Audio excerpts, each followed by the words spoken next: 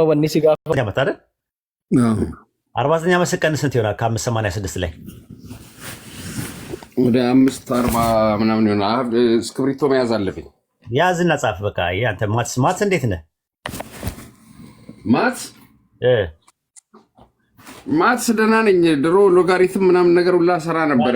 አሁን ኳድራቲክና ሊኒየር ኢኩዌሽን እሰራለሁ። እንዴት ተፍተፍ በል እንጂ መደመር መቀነስ ላይ እንዴ ስነግርህ እኮ ተፍተፍ ማለት ነው ያለብህ።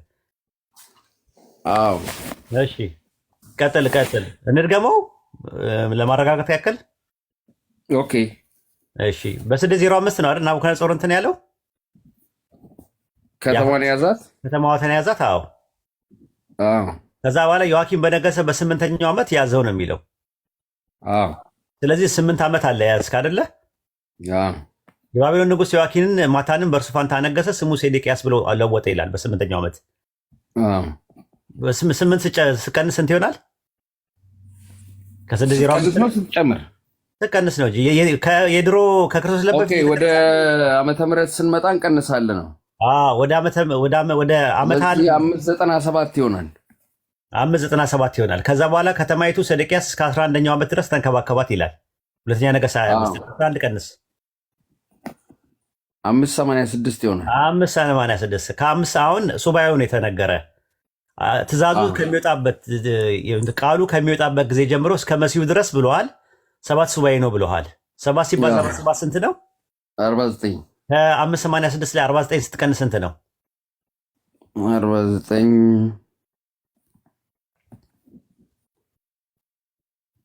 ወደ 437 ሂደህ ከእንደገና እንትን በል። ከ586 ላይ 49 ዓመት ከ586 ላይ 49 ዓመት ነው 79 49 ዓመት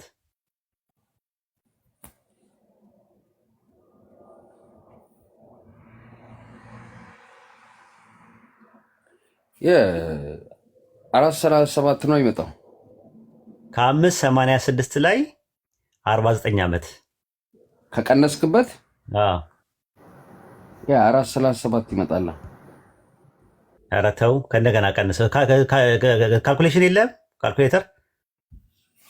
ከ586 49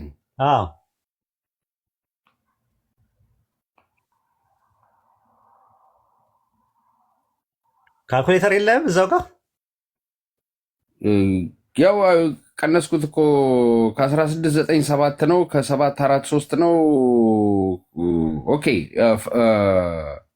537 ታዲያ ምን ሆናል? 537 ነው። በ537 ላይ የተነሳ ንጉሥ አለ፣ የተቀባ መሲህ አለ። እዝራ አንዳንድ ላይ በኤርሚያስ አፍ የተናገረው የያህዌ ቃል ይፈጸም ዘንድ አለ። ዳባር በፋርስ ንጉሥ በቂሮስ በመጀመሪያ ዓመት ያህዌ የፋርስን ንጉሥ የቂሮስን መንፈስ አስነሳ አይልም? እዝራ አንዳንድ ላይ ይላል። ስለዚህ ኢሳያስ 45 ላይ ደግሞ መሲሁ ተብሏል። ቂሮስ ያው ለቀባሁት ይለዋል። ለቀባሁት ሲለው የዛ አይነት መሲህ አይደለም ነው። እንደዛ ነው። መሲሁ ነው። እስከ አለቃው እስከ መሲህ ነው። እስከ አለቃው ማለት እስከ ንጉሱ ማለት ነው። ሮሽ ማለት ንጉስ ነው። ንጉሱ ቂሮስ የቂሮስ ንጉስ የሚባለው የፋርሱ ንጉስ መሲህ ተብሏል። ስለዚህ እስከ አለቃው እሺ ሞግት ምክንያቱም ናቡከደነፆር ቤተ መቅደሱን አፍርሶታል አይደል እንዴ? ካፈረሰ በኋላ ትእዛዙ የወጣው መቼ ነው? በኤርሚያስ የወጣው ትእዛዙ መቼ ነው? በኤርሚያስ እኮ ትእዛዙ የወጣው ማለት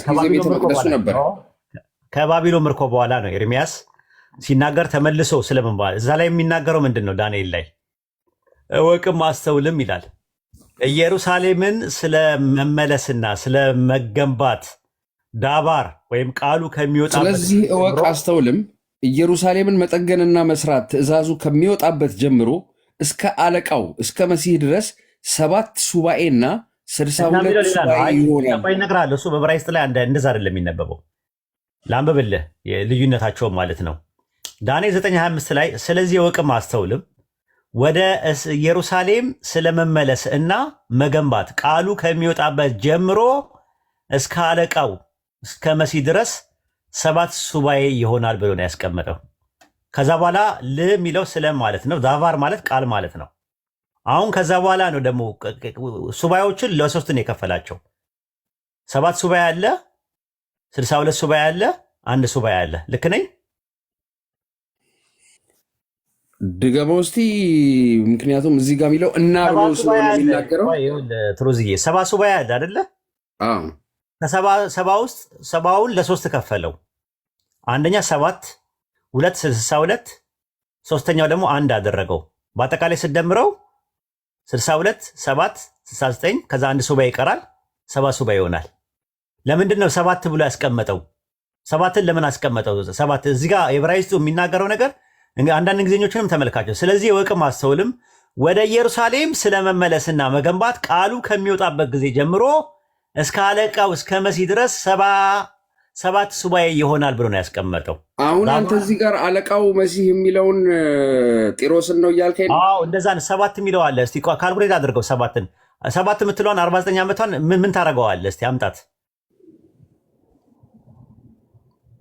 ኖ 7 እኮ እያንዳንዱ 7 አሁን 7 ሱባኤ ሲል 7 ጊዜ 7 ነው። 62 ሱባኤ የተጠቀሰበት ምክንያት አለ። አንድ ሱባኤ 62 ሱባኤ ሲል 62 ጊዜ 7 ነው እኮ። ገባኝ። 62 ጊዜ 7 ስንት ነው? 62 ጊዜ 7 62 ጊዜ 7 ስንት ነው? 434 ነው። 7 ጊዜ 7 ስንት ነው? 49 እኮ 49 ዓመቱ ምንን ያመለክታል? ስለዚህ ይሄ የትኛው 7 ጊዜ 7 የሚለው ደግሞ 490 ነው የሚሆነው እኮ። እሱ መጨረሻ ላይ 490 እኮ የሚሆነው አጠቃላይ ሲደምረው ነው። ሱባኤውን ለ3 ከፍሎ ነው እያሳየ ያለው። 62 አለ፣ 7 አለ፣ አንድ አለ። አንድ የምትባለው 7 ዓመት ናት አይደለ? አንድ ሱባኤ ሲል 7 ዓመት ነው። 7 ዓመት ነው። 7 ሱባኤ ስንት ነው? 49 ሱባኤ። 49 ዓመቱ መቼ ነው የሚጀምረው? መቼ ነው የሚያልቀው? ንጉሱ ጢሮስ ኢየሩሳሌምን ለመስራት በሚያውጅበት ሰዓት እና ነህምያ በሚመለሱበት ሰዓት እንደዛ አይደለም የሚለው እንትን ላይ ተው ከሆነ ዳንኤል ላይ የሚናገረው ስለዚህ እወቅም አስተውልም ወደ ኢየሩሳሌም ስለመመለስ እና ስለመገንባት ቃሉ ከሚወጣበት ጊዜ ጀምሯል። ቃሉ የሚወጣው ከማን ነው? ከንጉሱ ነው። ኢየሩሳሌምን እንዲገነቡ ነህምያ ሲልከው ሲፈቅድለት እንደዛ አይደለም የሚለው። በነብዩ በኤርሚያስ የተባለው ቃል የወጣው ቃል ብሎ ነው የሚጀምረው። ዳንኤል 9:1 ላይ ስትመለከተው ዳንኤል በነብዩ በኤርሚያስ እግዚአብሔር የተናገረውን ከ70 ዓመት በኋላ እንደሚያስታውሳቸው ወደ ምድራቸው እንደሚመልስላቸው ነው የሚናገረው። 9:2 ላይ በደንብ ይኸው ዳንኤል 9:2 ላይ ምን ይላል መሰለ? እኔ ዳንኤል አለ የኢየሩሳሌም መፍረስ የሚፈጸምበት 70 ዓመት ያህዌ በቃሉ ለነብዩ ለኤርሚያስ የተናገረውን የዓመቱን ቁጥር በመጽሐፍ አስተዋልኩኛል። ታዲያ እኮ 70 ዓመት ተፈጸመ በዳንኤል ጊዜ ማለት ነው። ጸሎት ገባ። ቆይ አንዴ፣ ያህዌ በቃሉ ለነብዩ ለኤርሚያስ የተናገረው አለ። ዳባር የሚባለው ማለት ዳባር ብሎ ያለው ማለት ነው። ዳባር ብሎ ያለው በኤርሚያስ ነው አለ። ስለዚህ ምን አለ? ቃሉ ከወጣበት ጊዜ ጀምሮ አለ። ቀጠለና ዳንኤል 9:25 ላይ ቃሉ ከወጣበት ጊዜ ጀምሮ አይደለም የሚለው፣ ኢየሩሳሌምን ለመስራት ትእዛዝ ከሚወጣበት ነው የሚለው። ትእዛዝ አይደለም የሚለው፣ ቃሉ ነው የሚለው። ይኸው ዳባር ይላል። ዳባር ማለት እንደዚህ ነው የሚለው። የለ የዕብራይስጥ ይል እኮ ነው። ቆይ ዘትሩስ ካልሆነ ወይ ቁም እንትኑ አንደኛ እንትኑ በጣም እንትን ነው፣ አልተመጣጠነም ነገሩ። እኔ እያወራሁልህ ያለሁት 9:25 ነው። የለም ትለኛለህ። ዳባር የሚል ቃል የለም። የለም እኮ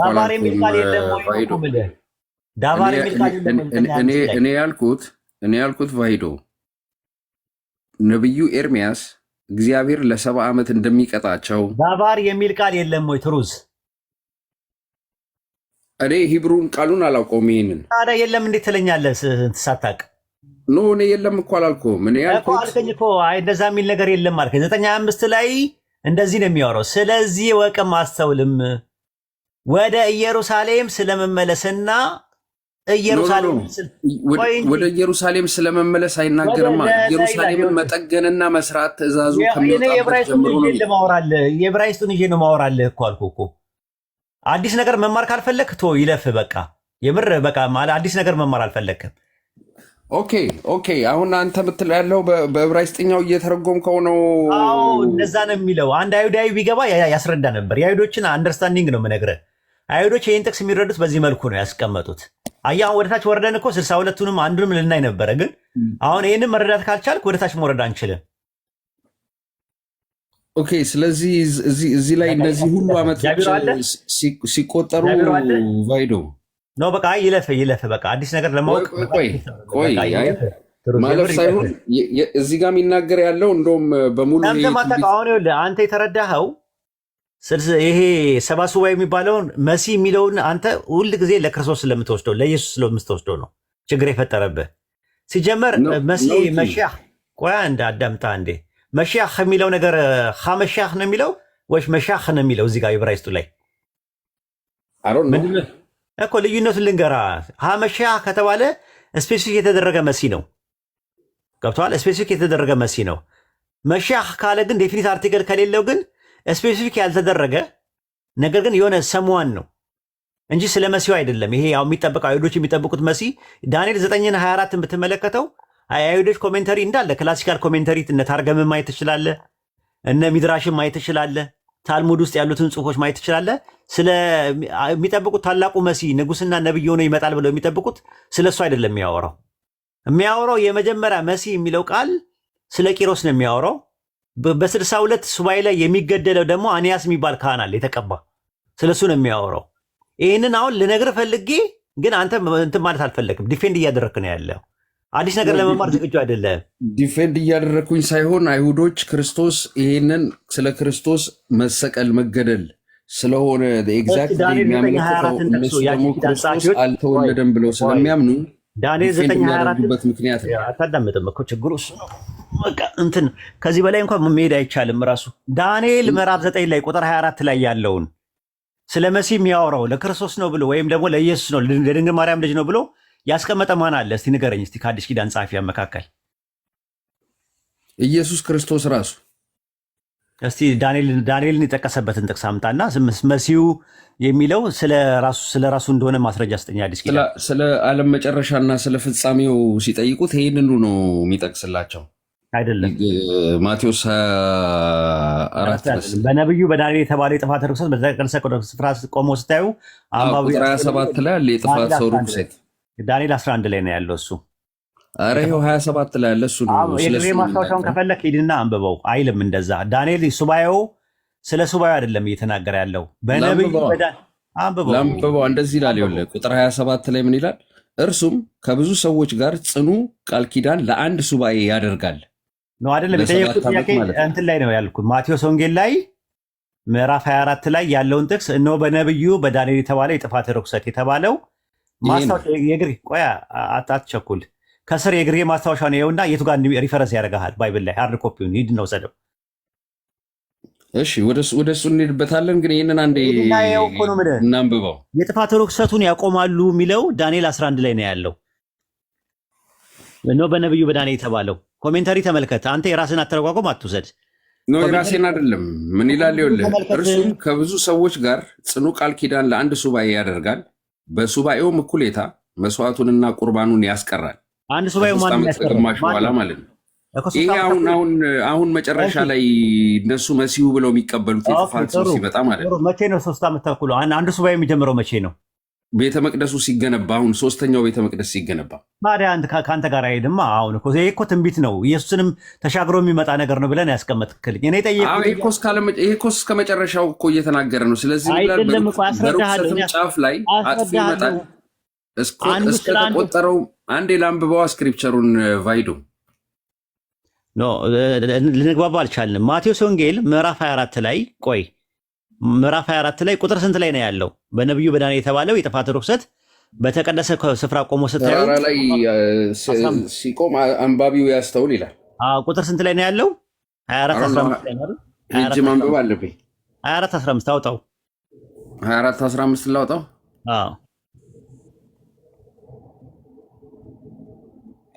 እንግዲህ በነቢዩ በዳንኤል የተባለውን የጥፋትን ርኩሰት በተቀደሰችው ስፍራ ቆሞ ስታዩ አንባቢው ያስተውላል። ዳንኤል ምዕራፍ 11 ላይ ግባ፣ ላሳይህ ራሱ ነው እንዴት እንደሚያመጣው።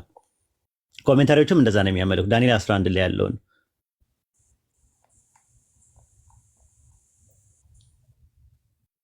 ዳንኤል 11 ስንት እሺ ቁጥር 22 ላይ እስቲ ግባና 22 ምናምን የሚጎርፍም ሰራዊት ከፊቱ ይወሰዳል፣ እርሱና የቃል ኪዳኑ አለቃ ይሰበራሉ። ቆይ አንዴ ላውጣው እስቲ።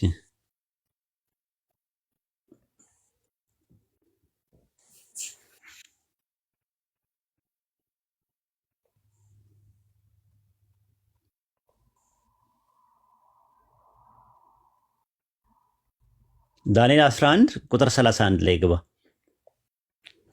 ቁጥር 31 ከእርሱም ጋር ሰራዊቶች ይቆማሉ፣ መቅደሱንም ግንቡንም ያረክሳሉ፣ የዘወትሩንም መስዋዕት ያስቀራሉ፣ የጥፋትንም ርኩሰት ያቆማሉ። ይህ ነው እንግዲህ የሚወሰደውን ኪዳኑን የሚበድሉትንም በማታለል ያስታል። ነገር ግን አምላካቸውን የሚያውቁ ሕዝብ ይበረታሉ ያደርጋሉ።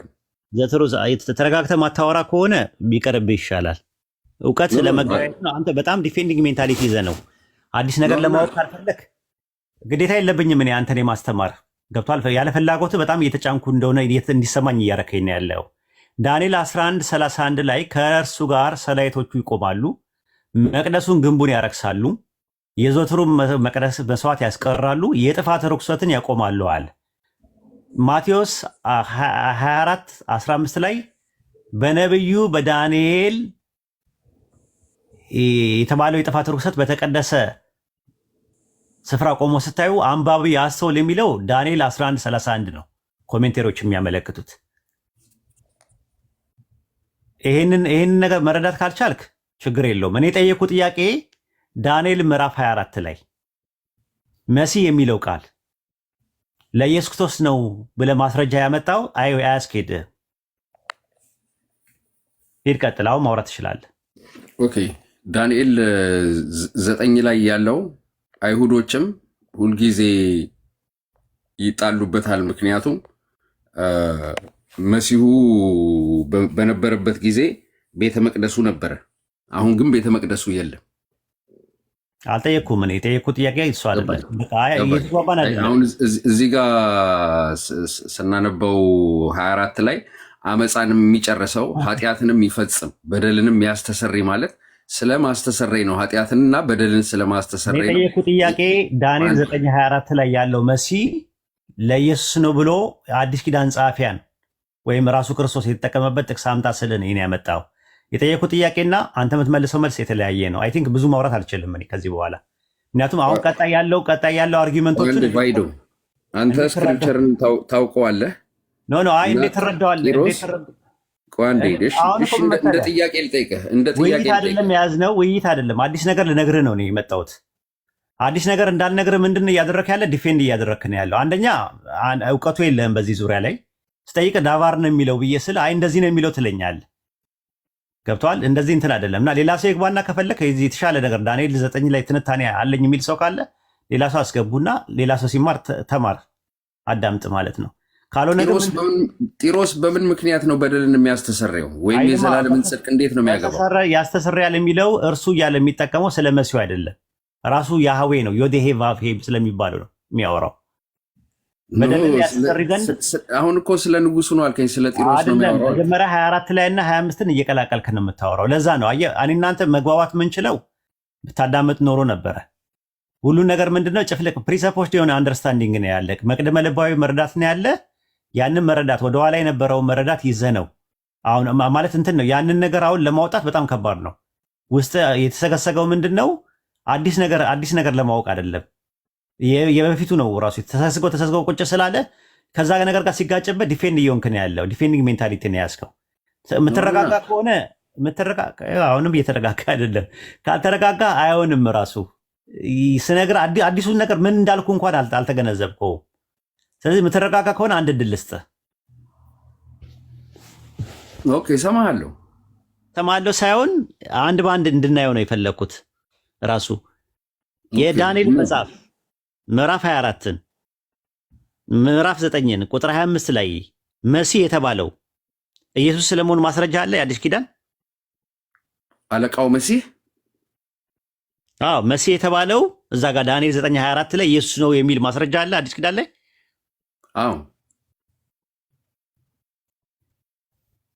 እሺ ስጠኝ ጥቅስ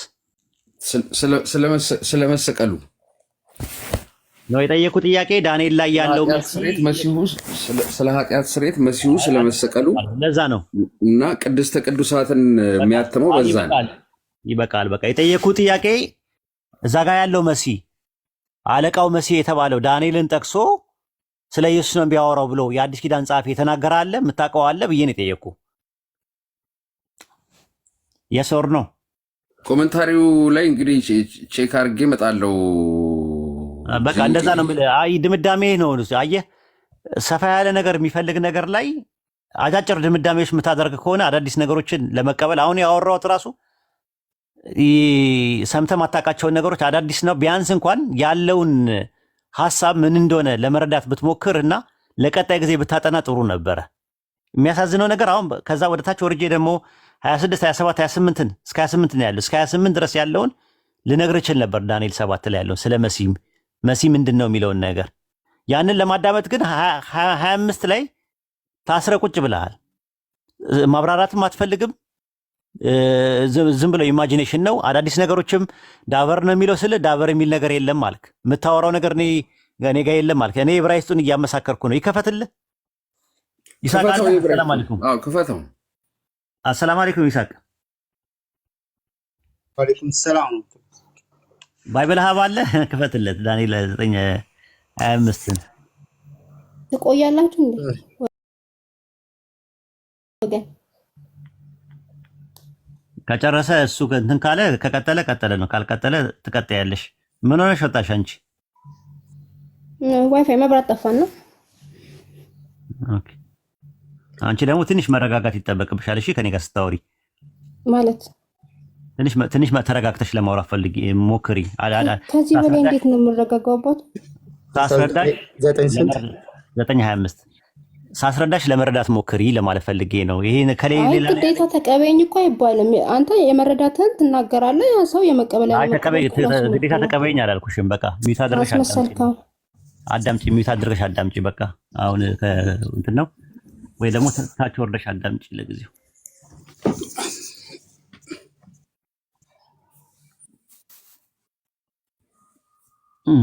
እሺ ከፈትክለት ይሳቅዬ?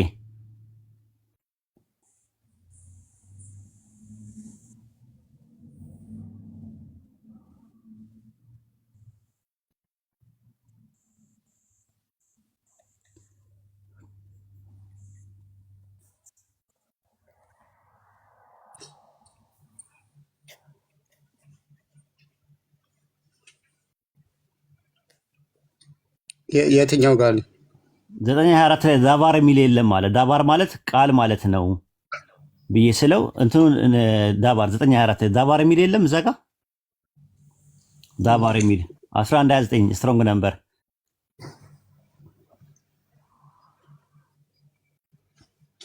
ዘጠኝ 25 ወላ 9:24 9:25 ላይ ስትሮንግ ነምበር 11:29 ላይ ገባለት። ማነው ይቅርታ 1697 ስትሮንግ ነምበር አውጣለት።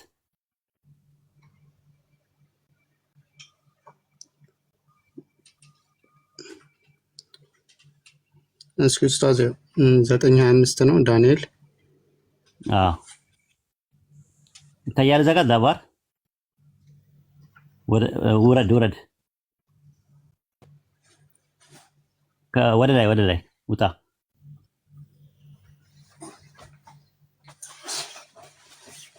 1697 የሚፈልግ 1697 እዚህ ላይ 1697 ኦኬ አለ። አገኘው? ተጫነው ቁጥሩን ልጫነው ወይስ ራሱን ቁጥሩ ስትጫነው ይመጣልሃል? እሱ እንዲገባው ነው። ይታያል ዘትሩስ yes he says dabar noun masculine ይላል እኮ። ምን ይላል? ወርድ የሚል የለም? yes he says word matter thing speech ስለዚህ command and promise ስፒቹ ማለት ነው። ዳንኤል 9:2 ላይም ግባለት አንዴ ማለት አሁን ፊደል ማስተማር በጣም ነው የሚከብደው። ለዛ ነው የምልህ ሰርች አድርግና አጥና የምልህ ለዛ ነው። ዲፌንድ አታድርገው አዲስ ነገር ስትሰማ ማለት ለተወሰነ ጊዜ ቢያንስ ጥናት ለማድረግ ማለት ነው። አሁን ብዙ ነገር ለማውራት እንችል ነበር። እንዳናወራ የሚያደርገን ነገር ምንድነው? እያንዳንዱ ነው ፊደል ነው የምናስተምረው። 9:2 ግባ። ያ 9:2 ኡስታዝ። እዛ ጋር ማለት ነው በነብዩ በኤርሚያስ የተባለው ላይ በነብዩ በኤርሚያስ የተባለው ቃል ብሎ ነው የሚያስቀምጠው። 1967 ግባ። 1697 ግባ። 1697 ስትሮንግ ነበሩ እዛው ላይ የገባበት ላይ 9:2 ላይ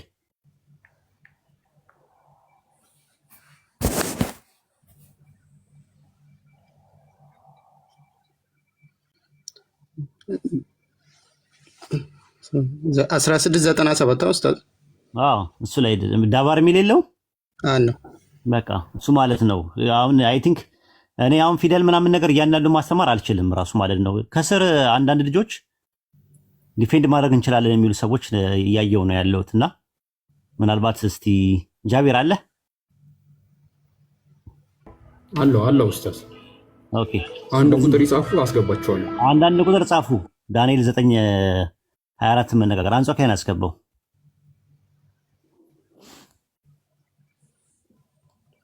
ትሩዛ አዳምጠን እንግዲህ ስናወራኛ ችግር የለውም እኔ አዳምጣለሁ። ግን ዳንኤል 9:24 የሚናገር ያለው አመፃን ይጨርስ ኃጢአትን ያስተሰርይ ነው የሚለው እና ቅድስተ ቅዱሳኑንም ያገባ ዘንድ ነው የሚለው። አንዴ በቃ ምክንያቱም ምን አሁን ከእንደገና አሁን እንትን አይደለህም ፊደል አላስተምረህም አንተ ስለ ፊደሉ ሳይሆን አሁን አጥንተና ምክንያቱም ታይረስ እንዴት ሆኖ ነው ኃጢአትን የሚያስተሰርየው? ሌላ ሰው አስገባ። ስለ እንትን አይደለም የሚያወራው፣ ስለ መሲሁ አይደለም የሚያወራው አጠቃላይ ፈጣሪ ምን እንደሚያደርግ ነው የሚናገረው እንጂ ስለ እንትን አይደለም። አንጾካ ይሰማል። ሰላማችሁ ዳታ ላይ ነው ያለው።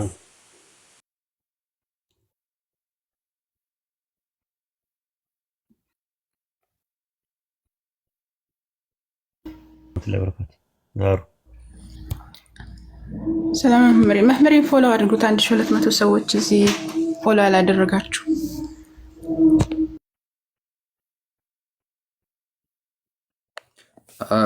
ቫይዶ የዘላለም ጽድቅ የሚለውን እስቲ ያብራራል። ሰባ ሱባኤ እኮ አለ እኮ አመፃ ይጨርስ ኃጢአትን ያስተሰሪ። ዘላለም የሚለው ደግሞ እስከተወሰነ ጊዜ ነው። ኦሆላም ነው የሚለው የሚጠቀመው ኦሆላም የሚለው ነገር ማለት ነው። ኦሆላም ነው የሚለው አይተህ ከሆነ እንትን ላይ ማነው ዘዳግም ላይ ባሪያ መሆን ቢፈልግ ጆሮውን በስተ ለዘላለም ባሪያ አድርገው ይላል አይልም? አሁን ለ7 ዓመት አልወጣም ካለ ባርነትን በቤቱ ባርነትን ከመረጠ በደጅ ላይ ጆሮውን ብሳው እዛው ይኑር አንተ ቤት ይኑር ይለዋል። ለዘላለም ባሪያ አድርገው ይላል። ለዘላለም ሲል ምን ማለት ነው? ኢንድለስ ማለት ነው ወይስ as long as he lives and as long as his children live? በቃ እንደዛ ማለት ነው። ዲስፔንሴሽናል የሆኑ ነገሮች ላይ ለማመልከት ይመጣሉ። ዘላለም የሚለው ቃል ኦላም የሚለው ቃል በአቤል ላይ በአራት ይከፈላል። ኦላም የሚለው ቃል አንደኛ መጀመሪያና መጨረሻ ላይ የሌለው ነገር፣ ሁለተኛ መጀመሪያ ላለው መጨረሻ ላለው፣ መጀመሪያው ለሚታወቅና መጨረሻው ለማይታወቅ ነገር ይገባል። ሶስተኛ መጀመሪያ ላለው መጨረሻ ላለው፣ መጀመሪያው ለሚታወቅ መጨረሻው ለሌለው ነገር ይገባል። አራተኛው የመጨረሻ ነገር መጀመሪያ ላለው መጨረሻው ለሌለው ግን መጀመሪያው መጨረሻው ለማይታወቅ ነገር ኦላም የሚለው ቃል ይገባል።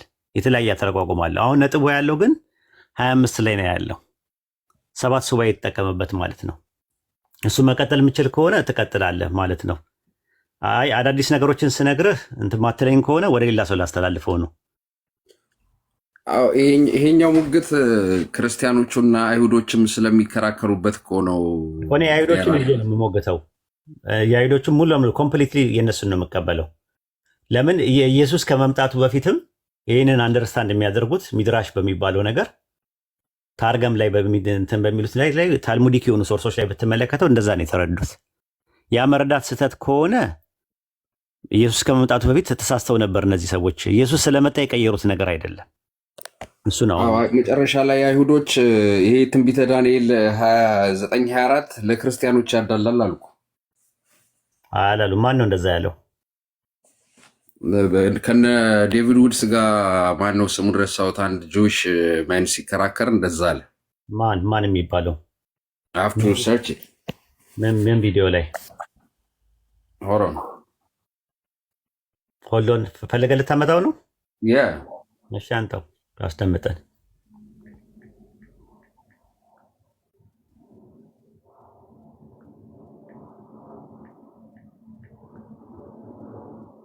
እስከዛ ለቤሊ እድሉ እንስጠው፣ በኋላ ላይ ታመጣዋለህ። ቤሊ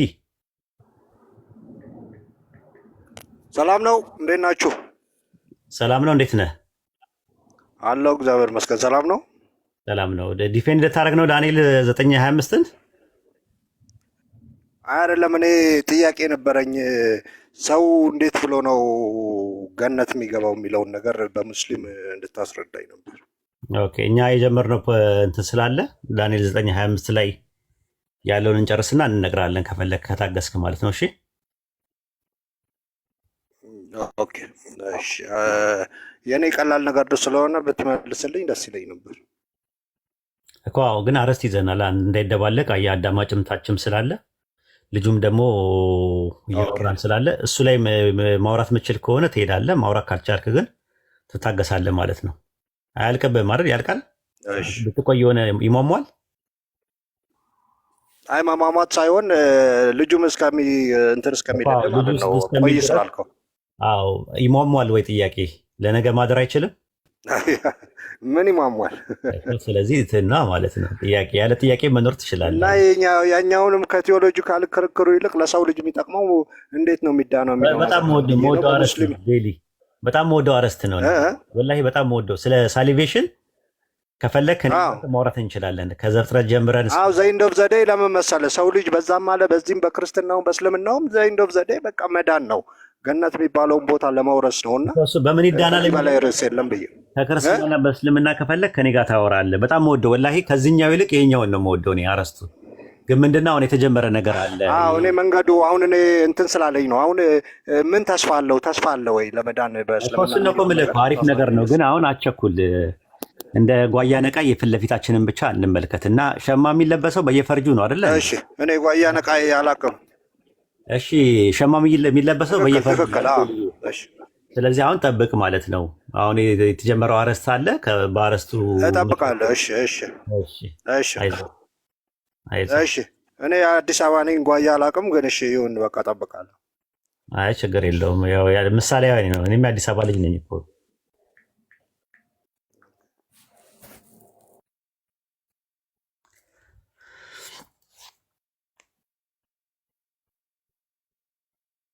ዘትሩዝ ራዕይና ትንቢትን የሚያትመው ማን